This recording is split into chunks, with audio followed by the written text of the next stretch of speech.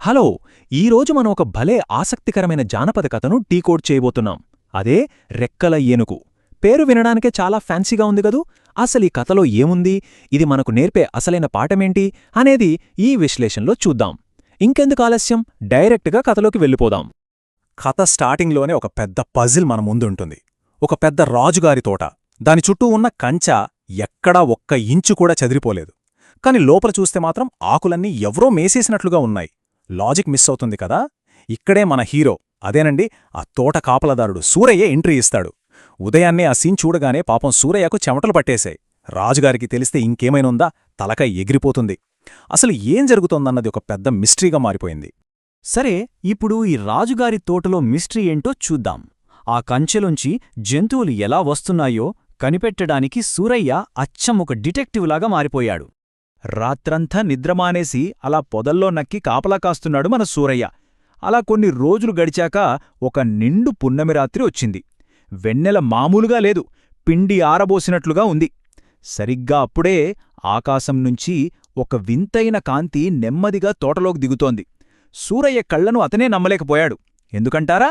ఆ దిగుతున్న కాంతి ఒక మిలమిలా మెరిసిపోతున్న అందమైన రెక్కల ఏనుగు. ఆ ఏనుగు అలా ల్యాండ్ అయ్యి చాలా కూల్గా తనకిష్టమైన ఆకులన్నీ మేయడం స్టార్ట్ చేసింది. వావ్! జస్ట్ ఇమాజిన్ చేసుకోండి, ఆ సీన్ ఎంత అద్భుతంగా ఉంటుందో. ఇక వింత లోకానికి ప్రయాణం. తెల్లవారుజామ అవ్వగానే ఆ ఏనుగు తిరిగి ఆకాశంలోకి ఎగరడానికి రెడీ అయ్యింది. అప్పుడే సూరయ్య ఒక డేరింగ్ డెసిషన్ తీసుకున్నాడు. ఆ వెళ్తున్న ఏనుగు తోకను గట్టిగా పట్టుకుని ఆకాశంలోకి ఎగిరిపోయాడు. మరి ఆ ఏనుగు వెళ్లిన వింతలోకమంటే ఏంటి? అది అంతుచిక్కని సంపదలు, అసాధ్యమైన వింత జీవులు ఉండే ఒక మాయాప్రపంచం. అక్కడ మనం ఏది కోరుకుంటే అది క్షణాల్లో జరిగిపోతుంది. ఒక సాధారణ తోటమాలి సడన్గా ఇలాంటి ఒక మాయాప్రపంచంలోకి అడుగుపెట్టడమనేది కథలో ఒక పెద్ద టర్నింగ్ పాయింట్ అని చెప్పాలి. అక్కడికి వెళ్ళాక చూస్తే అబ్బో, అదొక వేరే లెవెల్ అంతే. ఇళ్లన్నీ అచ్చంగా బంగారం, రత్నాలతో కట్టేసి ఉన్నాయి. జంతువులేమో గాల్లో ఎగురుతున్నాయి, పక్షులు మనలాగా మాట్లాడుతున్నాయి. ఇవి చాలదన్నట్లు పాములు పడగలు విప్పి తోకమీద నిలబడి మరీ డాన్సులు చేస్తున్నాయి. నిజంగా మైండ్ బ్లోయింగ్ గదా. అక్కడ ఏది కావాలంటే అది వెంటనే ప్రత్యక్షమైపోతుంది. కాబట్టి మన సూరయ్య ఏమాత్రం లేట్ చేయకుండా బోల్డంత బంగారం, సంపదలు ఒక పెద్ద మూట కట్టేసుకున్నాడు. ఇక గ్రామస్తుల అత్యాశ ఎలా ఉందో చూద్దాం. మళ్లీ ఆ ఏనుగు తోక పట్టుకునే మన సూరయ్య ఎట్టకేలకు సేఫ్గా ఊరికి చేరుకున్నాడు. ఊరికే రాగానే ఆగినవాడు ఆగినట్లుండక తను చూసిన వింతల గురించి, ఆ బంగారాన్ని అందరికీ చూపించి తెగ గొప్పులుపోయాడు. ఇక్కడే అసలు ప్రాబ్లం స్టార్ట్ అయింది. ఒకవైపు సూరయ్య చేతిలో కళ్లకు కట్టినట్లు కనిపిస్తున్న కుబేర సంపద, మరోవైపేమో ఇది కళానిరమా అని నమ్మలేకపోతున్న గ్రామస్తులు. ఏంటి, ఇదంతా నిజమా? అయితే మమ్మల్ని కూడా ఆ వింతలోకానికి తీసుకెళ్ళు, అప్పుడే నమ్ముతాం అని కండీషన్ పెట్టారు. పాపం సూరయ్య చేసేదేమీ లేక సరే వచ్చే పున్నమికి అందర్నీ తీసుకువెళ్తానని మాటిచ్చేశాడు. ఇక అప్పట్నుంచి ఊళ్లవాళ్లకి నిద్రలేదు. ఎప్పుడెప్పుడు ఆ పున్నమి వస్తుందా అని ఒకటే వెయిటింగ్. ఫైనల్గా ఆ రోజు రానే వచ్చింది. ప్లాన్ ప్రకారం ఊరిజనమంతా గుట్టుచప్పుడు కాకుండా రాత్రికి రాత్రే రాజుగారి తోటలోకి చేరిపోయారు. అందర్లోనూ ఒకటే టెన్షన్, ఏనుగు వస్తుందా రాదా అని. కరెక్ట్గా వాళ్ళనుకున్న టైంకి ఆకాశం నుంచి ఆ రెక్కల ఏనుగు మెల్లగా కిందకి దిగింది. ఇక అక్కడున్న వాళ్ళ ఎగ్జైట్మెంట్ అంతా ఇంతా కాదు. గాలిలో పతనం. ఏనుగు ఆకులు మేయడం అయిపోయి తెల్లవారుజామున మళ్లీ ఎగరడానికి సిద్ధమైంది. కాని ఈసారి అది ఒంటరిగా వెళ్ళతది కదా.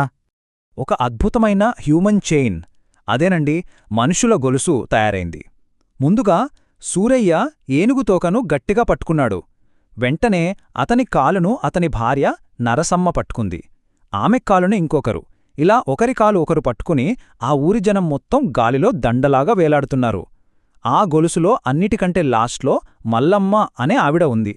ఒక్కసారి ఊహించుకోండి, ఆకాశంలో ఏనుగు తోకకు ఇంతమంది వేలాడటం. వినడానికే చాలా ఫన్నీగా, అదే టైంలో భయంకరంగా కూడా ఉంది కదా. ఇలా అందరూ గాలిలో వేలాడుతూ సగం దూరం వెళ్ళాక అడుగున ఉన్న మల్లమ్మకు సడన్గా ఒక డౌటొచ్చింది. అవును, ఆ వింతలోకంలో గుమ్మడికాయలు ఎంత పెద్దగా ఉంటాయి అని అడిగింది.